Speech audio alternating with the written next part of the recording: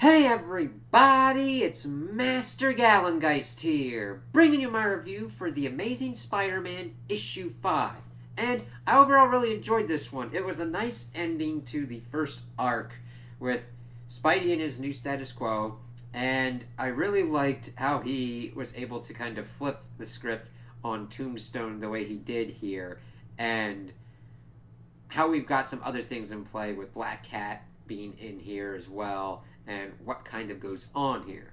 So we start off and we see that Digger's pretty much like coming back, all hands on deck. He had to stop for an ice cream cone, but they get around there as we see that the Rose is being carried away, and that the police are like, "Yeah, we don't care that you're Fisk," and he's like, "Get out of here! We gotta get out of here. That ain't good."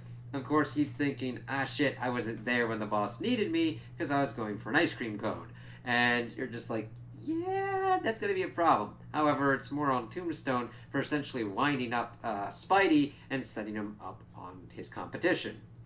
And of course, we then see Spidey with really nice art of just seeing him kind of like brooding over what's happened. And it's cool to see him from the back and then the front and seeing him kind of thinking about it. He's like, he made me go like a madman and take down his competition. And he's like, all right, I got to deal with Tombstone. And the rest of the kind of criminal underworld are like, are you and Spidey working together? And because that would be a problem if it was. And they just keep like screwing over Crime Master. Everybody's just like, yeah, screw that guy. He's like, damn it, guys. So they get to their business as usual. We then get back to Alphabet City. We see the dude still waiting for Peter as Felicia's pretty much in her kind of undercover mode. And he's like, as long as he's not coming in some other weird way, he has not been in. So she flies out of her coat, and he's like, yeah, I'll call you if you give me your number to tell you when he's back. And he's like, what the hell? So she gets up there and is like, hey, I know things are kind of crazy, and that she just wants to make sure that things aren't bad again. And he's like, when was the last time they were good? And she, of course, gets why he's acting last way, that he's got a broken heart. And it's like, okay, I kind of get that. And bringing up about how he's hurting and everything with, like, Ben and all that. And he's like, I don't know what to do. And that's a pretty kind of big admission for him to have. And Felicia's like, listen, you got to play smart. You got to be you, and you're only you when you're having fun.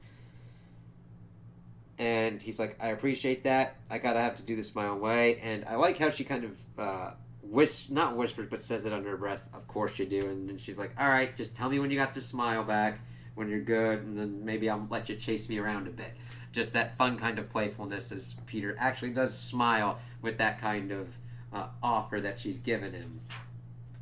And then we see Pete getting to work. He like gets up, gets his coffee, fights some crime, observes Tombstone as they're like making all of these like crazy ass moves around the city before they move their warehouse down about like 3 doors down, and then he gets an idea.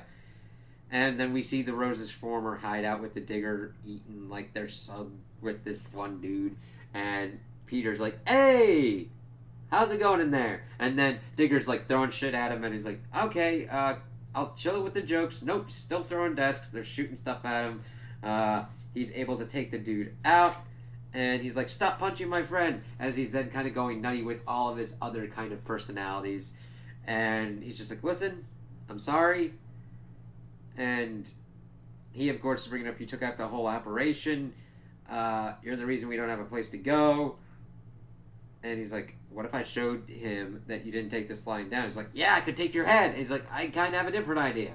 As we then shift over to Tombstone, and pretty much Robbie and his dad are like, hey, okay, we're okay. Thanks for bringing us over for brunch and everything. This is in Long Island.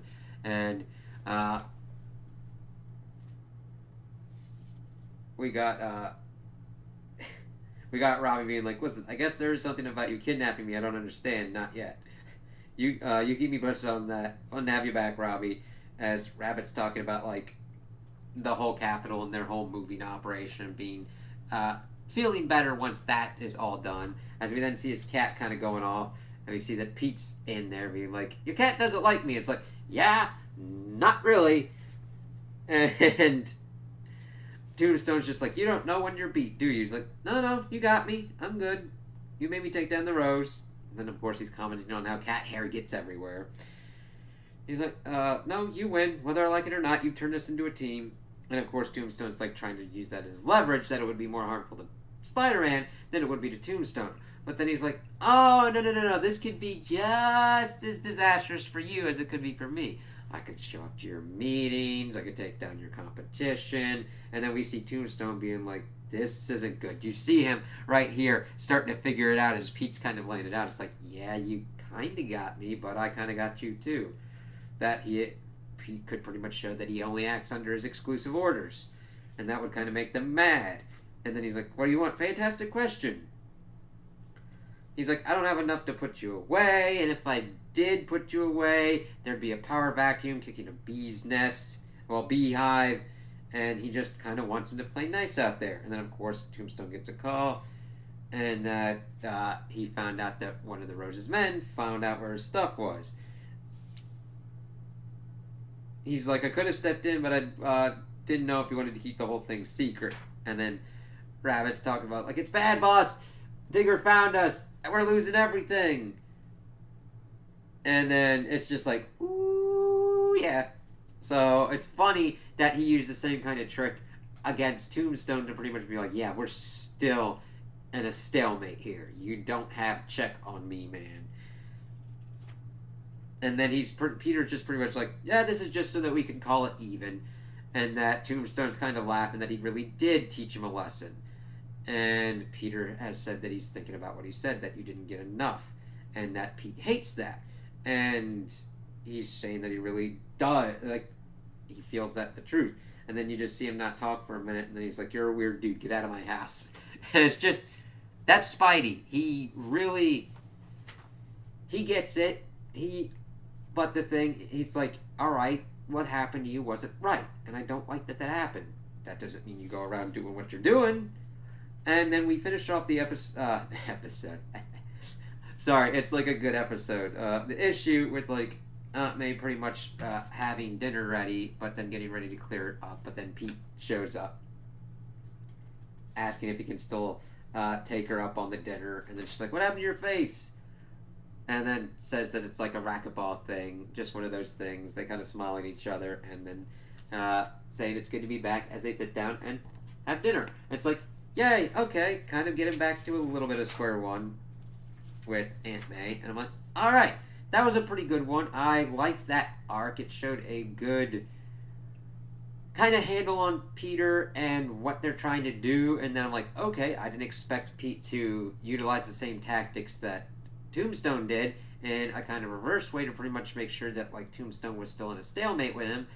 And we're still kind of learning what's going on. I like the writing and the art direction, and this was pretty good. I'm like, all right, I had fun with this, and it'll be interesting to see how the 900th issue goes. So I'm kind of looking forward to that one. But I like that we were able to have a consistent Peter voice throughout these issues. I didn't feel that he didn't act in any kind of way that Pete wouldn't. Now, granted, we've got a big shift with the status quo with Mary Jane with kids and everything like that, but this is more of like, okay, Peter's down on his luck. I would more prefer him with Mary Jane, but I don't mind them doing stuff with Black Cat and Peter either, because they are an interesting kind of group pairing, and them working together always has some weird stuff going on and exciting stuff going on too. So it'll be interesting if she kind of pops in, how the situation will either devolve or evolve with what's going on with the criminal syndicate, how the Rose will probably try and get back at Spidey, and all the different kind of things that could happen with that. So I enjoyed this, and I think this will be a pretty good one, and I would definitely recommend this to Spidey fans. So those are my opinions on the issue. Tell me what you guys think in the comments below. If you liked it, if you didn't like it, if you agree with me, if you disagree with me. Also like and subscribe, and I hope you have a good day.